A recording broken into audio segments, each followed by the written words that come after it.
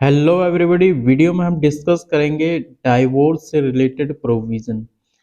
Divorce से related concept है जो वो दिया गया है सेक्शन 13 में, section 13 of Hindu marriage act में।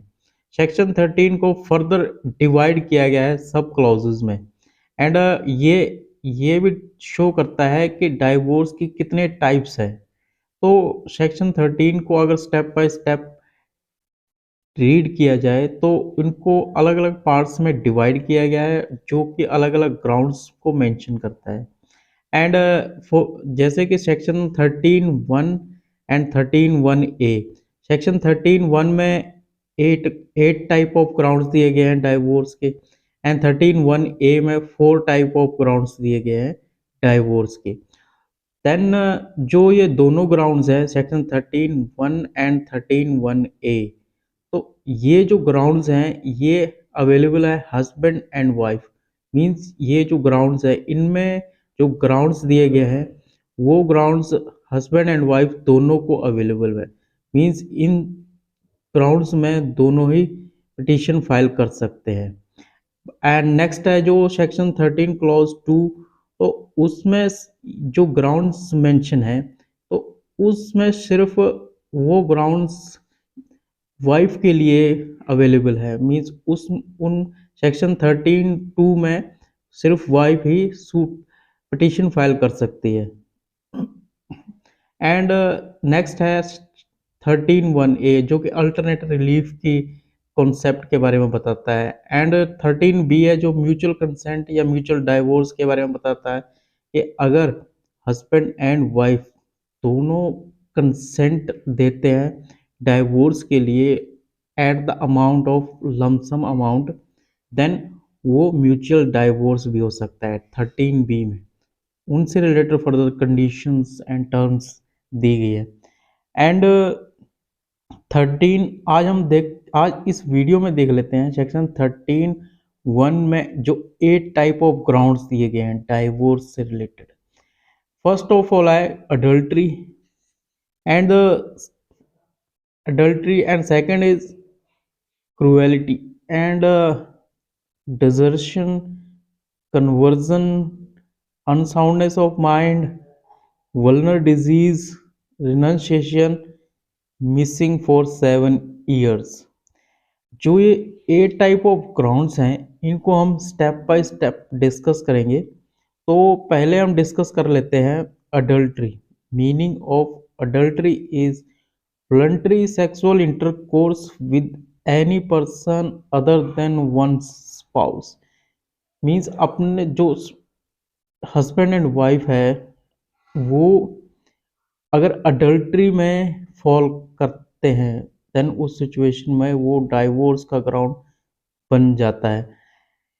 अडल्ट्री का मीनिंग मीनिंग तो ये है कि voluntary sexual intercourse with any person means other than spouse.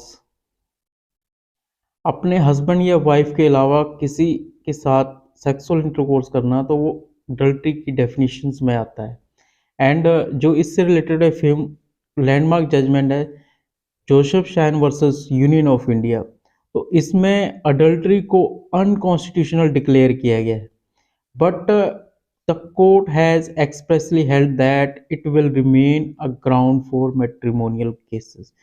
Means IPC में जो अडल्ट्री दी गई है तो उससे रिलेटेड पनिशमेंट को अनकॉन्स्टिट्यूशनल डिक्लेयर किया गया है, बट वो अभी भी ग्राउंड है for getting a divorce. Divorce के लिए वो हमेशा एक ग्राउंड रहेगा। वो डाइवोर्स से रिलेटेड जो प्रोविजंस में अंडर फॉल करेंगे अडल्ट्री, देन उस सिचुएशन में वो अनकॉन्स्टिट्यूशनल नहीं होगा। अदरवाइज अडल्ट्री को इस केस में अनकॉन्स्टिट्यूशनल डिक्लेयर किया गया है। And the another ground is cruelty. Cruelty means cruelty 2 types की हो सकती है, physical cruelty, mental cruelty. Cruelty से रिलेटेड लैंडमार्क जजमेंट्स हैं दस्ताने वर्सेस दस्ताने, रसल वर्सेस रसल।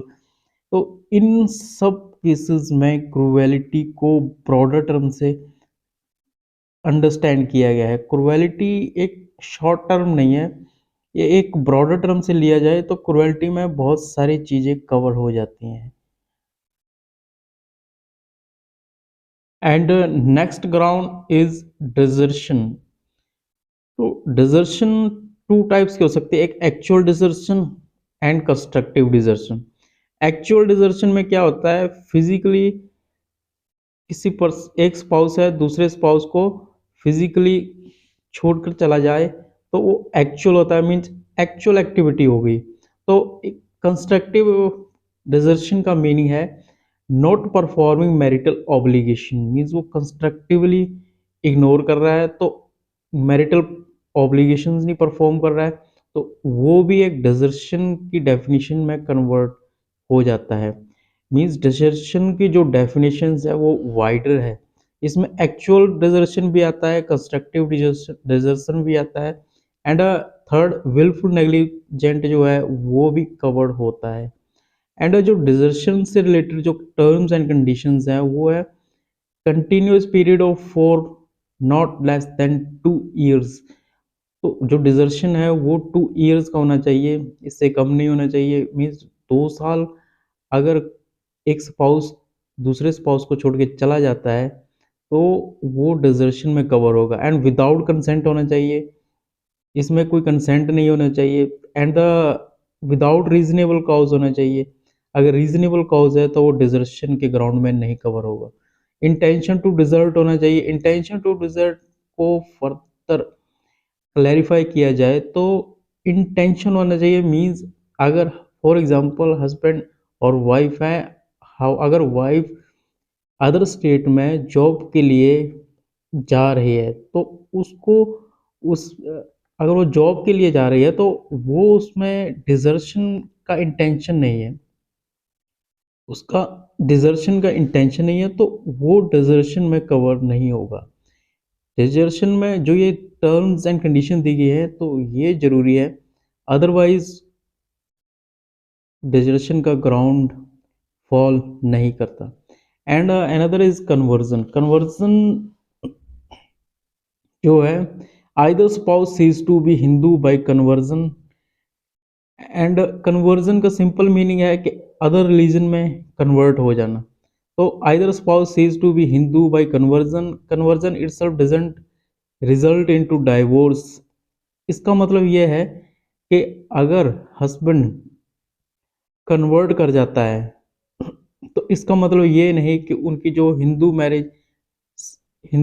मैरिज के अकॉर्डिंग, हिंदू राइट्स के अकॉर्डिंग जो मैरिज हुई है वो डिसोल्यूशन हो जाए। तो उसके लिए पहले वाइफ को डिसोल्यूशन फाइल करना पड़ेगा इन द कोर्ट, तो तब जाकर वो मैरिज जो है वो डिसॉल्व होगी, अदरवाइज नहीं।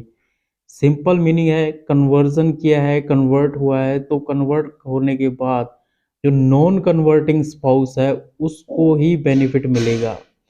इस सिचुएशन में जिस स्पाउस ने कन्वर्ट किया है उसको बेनिफिट नहीं मिलेगा कन्वर्जन के ग्राउंड के under divorce.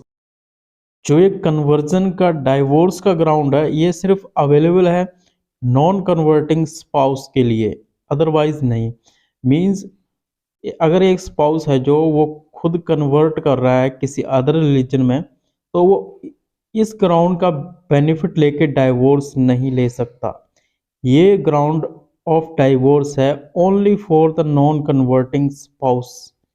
And another ground is unsoundness of mind. Unsoundness of mind में बहुत चीज़ें कवर होती हैं इसमें, जैसे कि unsoundness of mind permanent time के लिए जो अनसाउंडनेस ऑफ माइंड है तो वो भी एक डाइवोर्स का ग्राउंड है। वल्नर डिजीज को भी एक ग्राउंड माना गया है डाइवोर्स के लिए, तो it should be in a communicable form. And एक अनदर ग्राउंड था लेप्रोसी। लेप्रोसी को अब लेप्रोसी के डाइवोर्स को एक ग्राउंड को अब इन्होंने ओमिट किया है, तो now leprosy is no more a ground of divorce. Another ground is renunciation. Renunciation renounce the world for the religious purpose. it will be a ground of divorce, and it should be terms and condition is the renounce the world for the religious purpose, and another ground is presumed death। presumed death एक ground है divorce का। तो इसमें क्या होता है, अगर 7 साल हो गए या इससे ज़्यादा हो गए, स्पाउस है जो वो वो घर वापस नहीं आया, तो उसको प्रज्यूम कर लिया जाता है कि वो एक डेड पर्सन है। मीन्स 7 साल या 7 साल से ज़्यादा उसको सोसाइटी में ना तो सुना गया है, ना ही उसको कहीं देखा गया है, तो उसको प्रज्यूम कर लिया जाता है कि वो एक डेड है। तो जैसे कि इंडियन एविडेंस एक्ट में भी दिया गया है, section 107 108 deals with the concept related to presumed death, presumed live। तो ये थे हमारे डाइवोर्स से रिलेटेड ग्राउंड्स। इसको आज की इस वीडियो में सिर्फ हमने कवर किया है सेक्शन 13(1) के 8 type of grounds, 8 type of grounds को कवर किया है। नेक्स्ट वीडियो में हम सेक्शन 13(1)A अल्टरनेट रिलीफ उसको डिस्कस करेंगे। After that 13B mutual divorce, उनके ग्राउंड्स एंड कॉन्सेप्ट को डिस्कस करेंगे। And I hope you understand very well.